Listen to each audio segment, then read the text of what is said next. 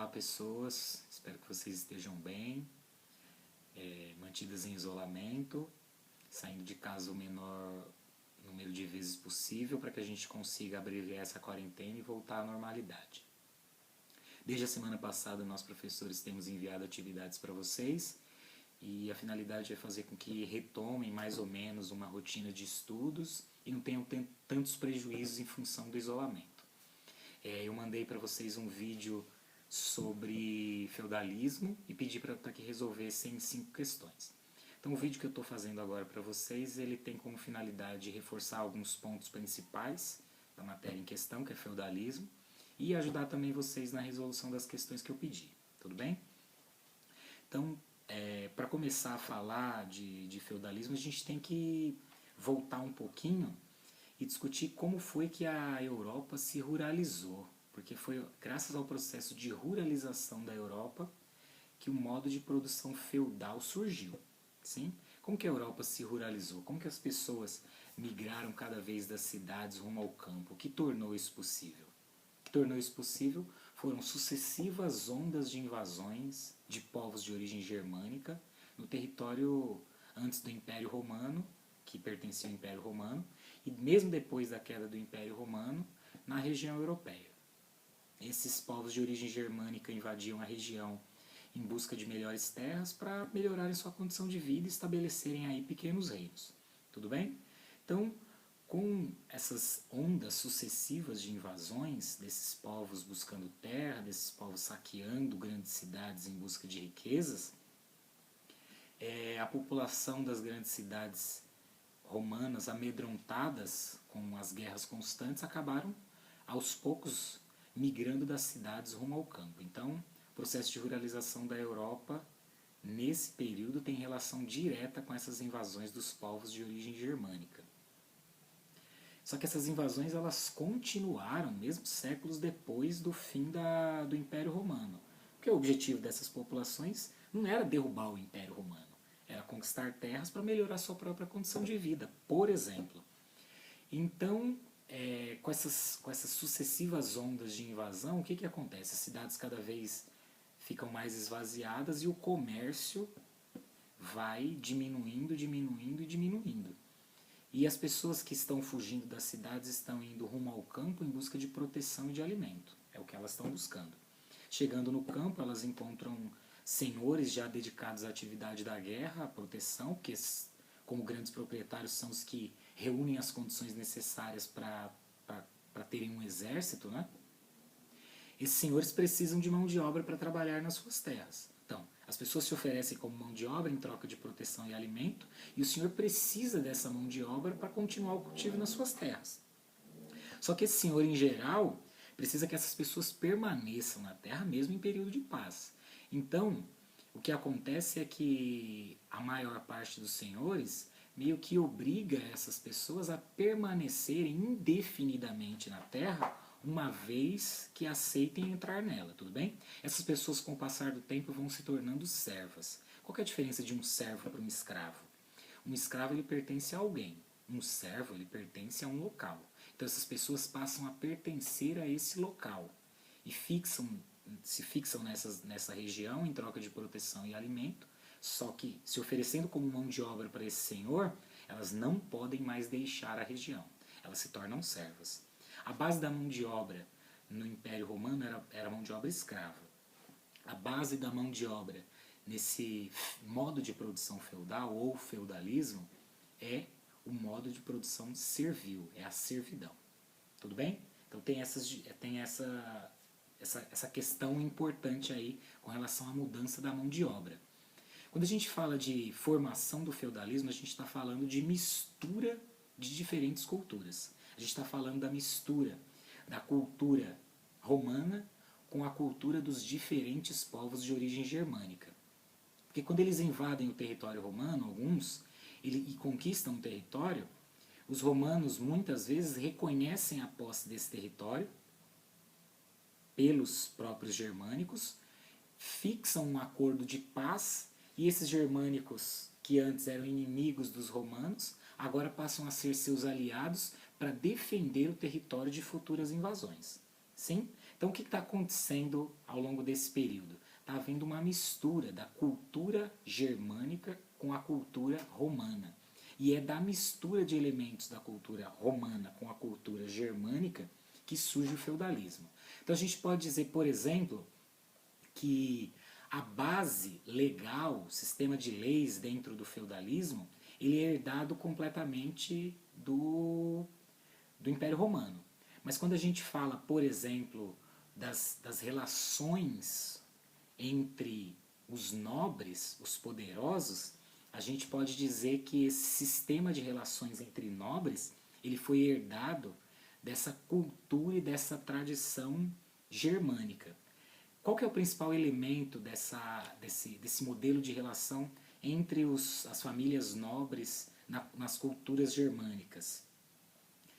É o seguinte, se um reino vem, um povo vem e invade, por exemplo, o Império Romano e conquista uma parte do território, essa terra que foi conquistada, em geral, uma parte dela é dividida, o rei divide uma parte desse território entre os seus principais chefes militares.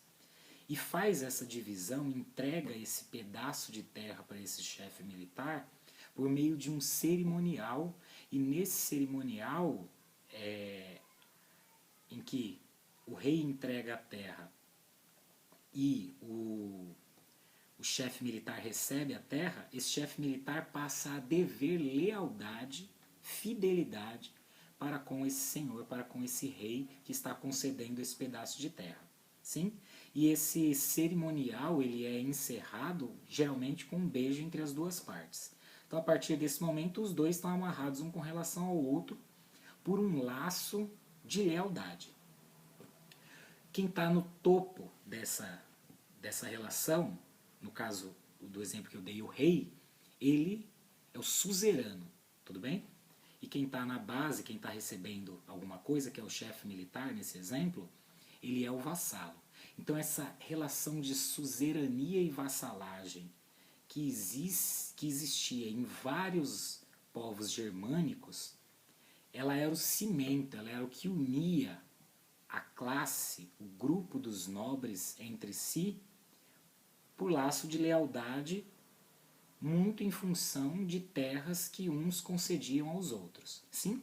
Então, essa relação de suzerania e vassalagem que existe exclusivamente entre o grupo de nobres e que consiste em o suzerano entregar algo a alguém, que é o vassalo, em troca de lealdade, essa relação de suzerania e vassalagem marca a nobreza germânica e essa relação ela prevalece no sistema feudal.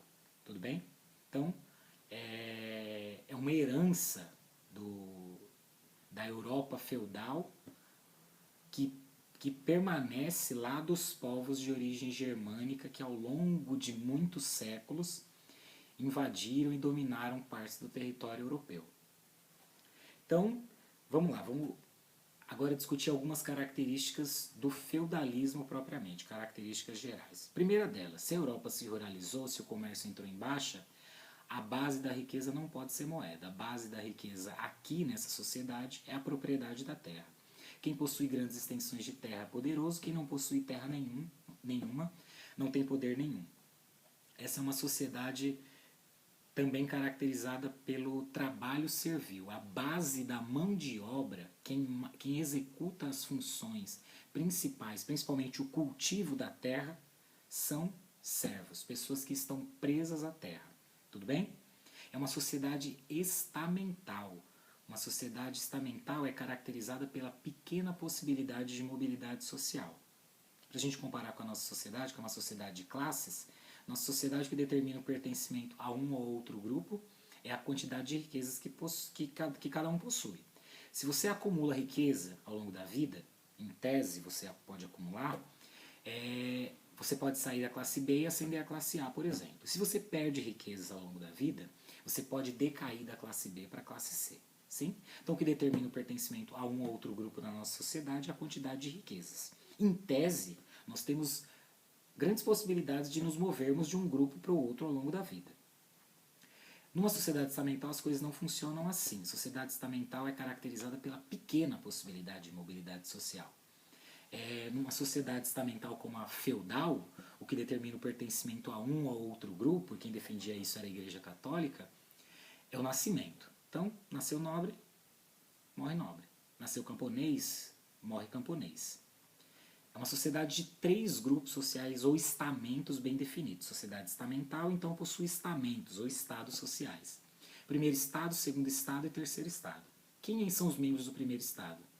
Os membros da Igreja Católica, que tem grande poder dentro dessa sociedade europeia, feudal. Quem é o segundo estado? A nobreza, que são os grandes proprietários de terra, os senhores feudais.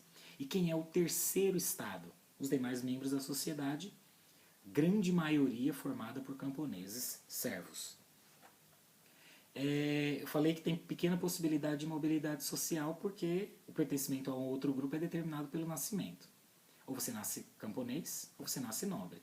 Só que a pequena possibilidade de mobilidade está em entrar para a igreja, porque ninguém nasce membro da igreja, sim?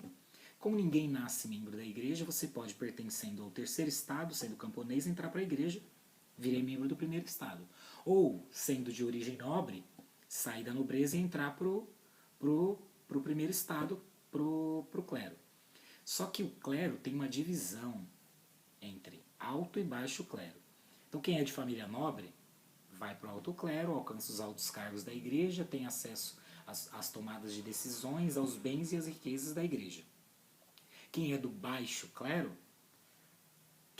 quem é do terceiro estado camponês vai para o baixo clero e não vai ter acesso a nada disso. Então as relações sociais que existem fora da igreja, elas se reproduzem dentro. Quem tem poder e é dominante fora, que são os nobres, vai ser dominante na igreja. Quem tem poder nenhum e é dominado e tem uma vida difícil e dura, os membros do terceiro estado, camponeses, quando entram para a igreja, não vão ter acesso aos bens e riquezas da igreja. Sim? Então, olha só. É uma sociedade estamental, com pequena possibilidade de mobilidade social, com 3 grupos sociais bem definidos. Primeiro estado, que é o clero, responsável por orar pela salvação de todos. Segundo estado, nobreza, que é responsável por guerrear pela proteção de todos. E terceiro estado, servos e camponeses, sobretudo, que tem como responsabilidade trabalhar pelo sustento de todos. Sim?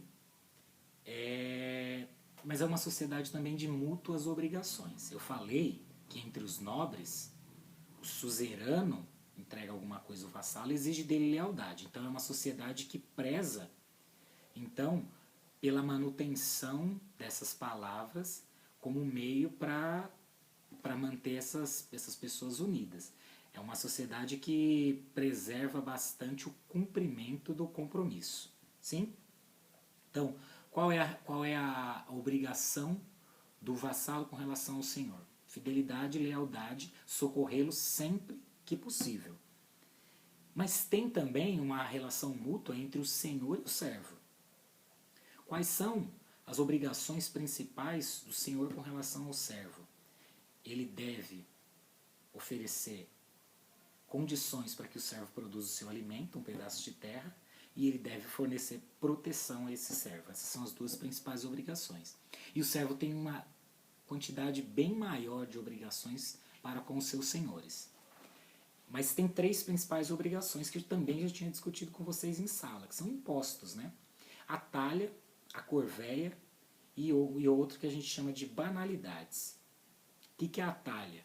A talha é a obrigação que cada família serva tinha de entregar uma parte de tudo aquilo que é produzido na sua terra para o senhor. Porque a terra que o servo produz não é sua. Ela está sendo utilizada por essa família, mas ela não pertence a essa família. Ela pertence ao senhor. Então uma parte de tudo aquilo que é produzido nessa terra, para o senhor.